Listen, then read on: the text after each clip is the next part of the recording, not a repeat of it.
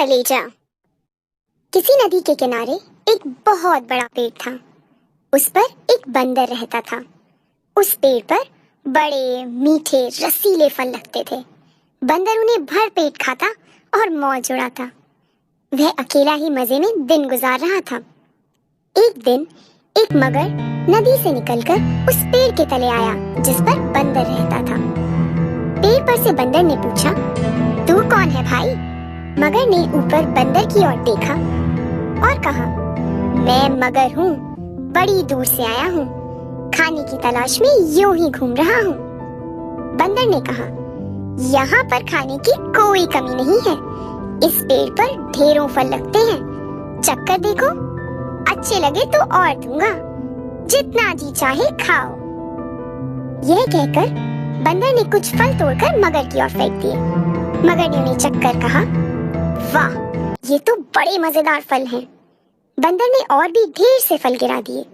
मगर उन्हें भी चढ़ कर गया और बोला, कल फिर आऊंगा, फल खिलाओगे? बंदर ने कहा, क्यों नहीं, तुम मेरे मेहमान हो, रोज आओ और जितना जी चाहे खाओ। मगर अगले दिन आने का वायदा करके चला गया। दूसरे दिन मगर फिर आया। उसने भर पेट फल खाए और बंदर के साथ गपशप करता रहा। बंदर अकेला था। एक दोस्त पाकर बहुत खुश हुआ। अब तो मगर रोज आने लगा। मगर और बंदर दोनों भरपेट फल खाते और बड़ी देर तक बातचीत करते रहते। एक दिन यूं ही वे अपने अपने घरों की बात करने लगे। बातों बातों में बंदर ने कहा, मगर भाई, मैं तो दुनिया में अकेला हूँ और तुम्हारे जैसा मित्र पाकर अपने आप को भाग्यशाली समझता हूँ।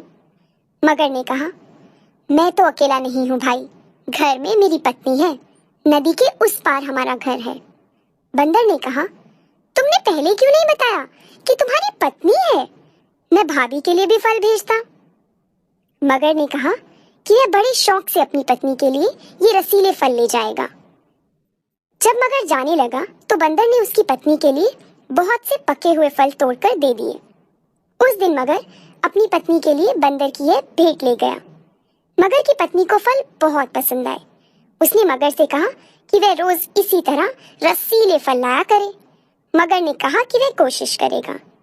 धीरे धीरे बंदर और मगर दोनों गहरे दोस्त बन गए। मगर रोज बंदर से मिलने जाता, जी भरकर फल खाता और अपनी पत्नी के लिए भी ले जाता। मगर की पत्नी को फल खाना तो अच्छा लगता था, पर अपने पति का देर से घर लौटना उसे पसंद नहीं था। वह इसे रोकना चाहती थी। एक दिन उसने कहा, मुझे लगता है कि तुम झूठ बोलते हो। भला मगर और बंदर में कैसी दोस्ती हो सकती है? मगर तो बंदर को मारकर खा जाते हैं। मगर ने कहा, मैं सच बोल रहा हूँ, वह बंदर बहुत भला है। हम दोनों एक दूसरे को बहुत चाहते हैं। बेचारा रोज तुम्हारे लिए इतने सारे बढ़िया फल भेजता है। बंदर मेरा दोस्त ना होता तो मैं ये फल कहाँ से लाता? मैं खुद तो पेड़ पर चढ़ नहीं सकता। मगर की पत्नी बड़ी चालाक थी। उसने सोचा, अगर वह बंदर रोज रोज इतने मीठे फल खाता है तो उसका मांस कितना मीठा होगा। यदि वह मिल जाए तो कितना मजा आए। यह सोचकर उसने मगर से कहा, एक दिन तुम अपने दोस्त को घर ले आओ, मैं उससे मिलना चाहती हूँ। मगर ने कहा, नहीं नहीं, यह कैसे हो सकता है? वह तो जमीन पर रहने वाला जानवर है, पानी में तो डूब जाएगा। उसकी पत्नी ने कहा, तुम उसको न्योता तो दो। बंदर चालाक होते हैं, वह यहाँ आने का कोई ना कोई उपाय निकाल ही लेगा। मगर बंदर को न्योता नहीं देना चाहता था, परंतु उसकी पत्नी रोज उससे पूछती कि बंदर कब आएगा। मगर कोई ना कोई बहाना बना देता। ज्यों-ज्यों दिन गुजरते जाते, बंदर के मांस के लिए मगर की पत्नी की इच्छा तीव्र होती जाती। मगर की पत्नी ने एक तरकीब सोची। एक दिन उसने बीमारी का बहाना किया और ऐसे आंसू बहाने लगी मानो उसे बहुत दर्द हो रहा है। मगर अपनी पत्नी की बीमारी से बहुत दुखी था। वह उसके पास बैठकर बोला, बताओ, मैं तुम्हारे लिए क्या करूं? पत्नी बोली, मैं बहुत बीमार हूँ। मैंने जब वैद्य से पूछा तो वह कहता है कि जब तक मैं बंदर का कलेजा नहीं खाऊंगी तब तक मैं ठीक नहीं हो सकूंगी। बंदर का कलेजा? मगर ने आश्चर्य से पूछा। मगर की पत्नी ने कर्राते हुए कहा, हाँ, बंदर का कलेजा। अगर तुम चाहते हो कि मैं बच जाऊं तो अपने मित्र बंदर का कलेजा लाकर मुझे खिलाओ। मगर ने दुखी होकर कहा, यह भला मैं कैसे कर सकता हूँ? मेरा वही तो एक दोस्त है, उसको भला मैं कैसे मार सकता हूँ? पत्नी ने कहा, अच्छी बात है, अगर तुमको तुम्हारा दोस्त ज्यादा प्यारा है तो उसी के पास जाकर रहो। तुम तो चाहते ही हो कि मैं मर जाऊं। मगर संकट में पड़ गया। उसकी समझ में नहीं आया कि वह क्या करे। बंदर का कलेजा लाता है तो उसका प्यारा दोस्त मारा जाता है, नहीं लाता तो उसकी पत्नी मर जाती है।